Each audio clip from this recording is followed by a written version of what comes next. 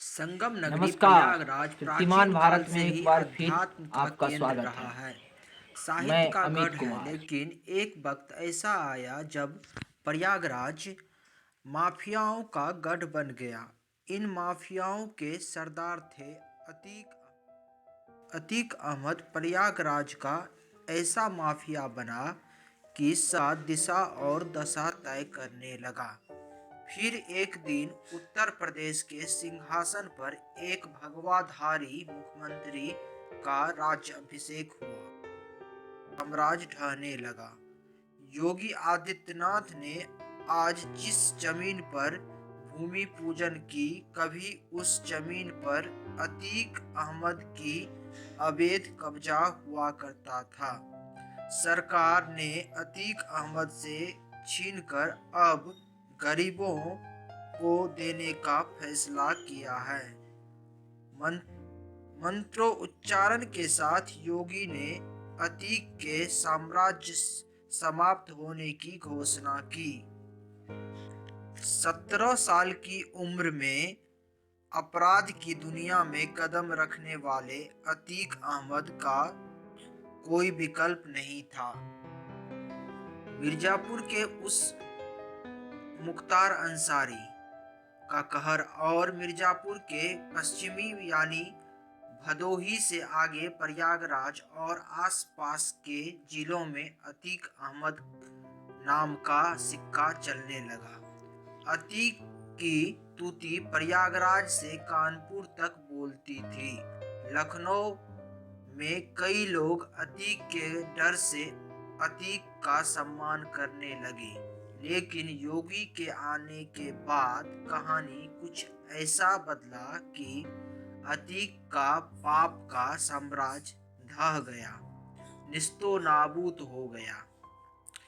योगी ने पहले सख्ती की, फिर अवैध जमीन पर बनी घरों पर बुलडोजर चलवाया, फिर इसी जमीन पर भूमि पूजन के साथ गरीबों के लिए घर बनवाने की घोषणा कर दी। अब इसी जमीन पर 70 घर गरीबों के लिए बनेंगे। माया लेकिन अतीक का डर खत्म नहीं हुआ। मायावती के जाने के बाद अखिलेश के राज्य में अतीक की तूती बोलती थी। वो बड़ा माफिया डॉन कहलाने लगा।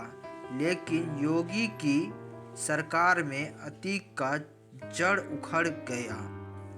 कहते हैं अतीक अहमद का कद का अंदाजा आप इसी बात से लगा सकते हैं। मायावती के शासन काल में अतीक पर 100 से अधिक एफआईआर दर्ज हुए, लेकिन अतीक का कुछ नहीं बिगड़ा।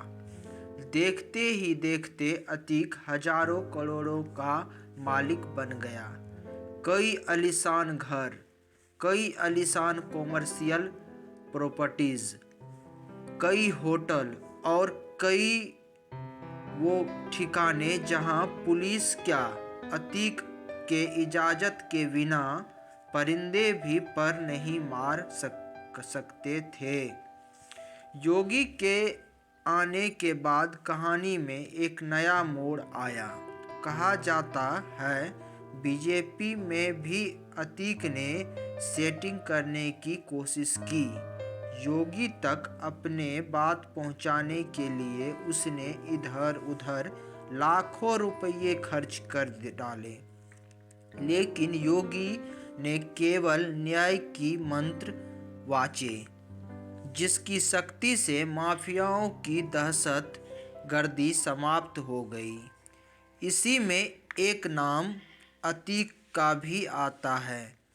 आपको बता दे प्रयागराज का लूकड़गंज वाला हिस्सा भीड़ भाड़ वाला है, लेकिन अतीक सिक्का उछालता तो भीड़ हट जाती। फिर वही तय करता कि सिक्के वाली जमीन किसकी होगी। जरा सोचिए, आप ऐसे देश प्रदेश में रहते थे जहां माफिया दहशतगर्द फिल्मी बात नहीं, कई ऐसे कहानियां वास्तविक धरातल पर भी थी। योगी आदित्यनाथ शांत थे, बाकी की मुख्यमंत्रियों की तरह योगी भी अपना राज्य काज चला रहे थे। अचानक एक रात में बहुत शोर हुआ।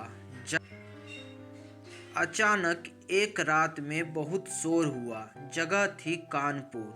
कानपुर का बिकरू गांव, जहां 8 पुलिस वाले की विकास दुबे और उनके साथियों ने शहीद कर दिया। इससे योगी को ठेस पहुंचा। फिर योगी ने ठाना दहशतगर्द मुक्त, माफिया मुक्त प्रदेश है बनाना। फिर क्या थी, योगी का बुलडोजर तैयार हुआ। विकास दुबे के घर पर चलने के बाद मुख्तार अंसारी, अतीक अहमद जैसे 2 दर्जन से अधिक माफियाओं के घर पर चला, जहां 1500 करोड़ की कुर्की के साथ साथ अतीक का इमारत भी टूटा। फिर धीरे धीरे लोगों के मन से अतीक का भय भी समाप्त हुआ। जमीन घर को सरकार द्वारा सील कर दिया गया।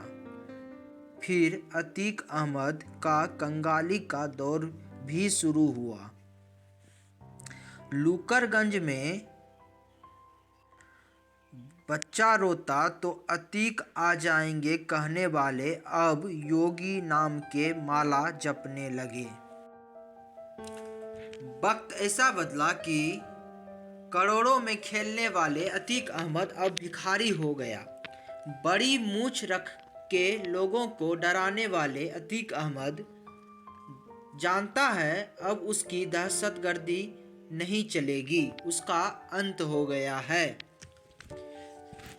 देश के गरीबों का भी फ्लैट में रहने का सपना पूरा होगा। ऐसा तब होगा जब अतीक जैसे लोगों का देश प्रदेश से अंत होगा। ना ही होगा डर और ना ही होगा कोई दहशत।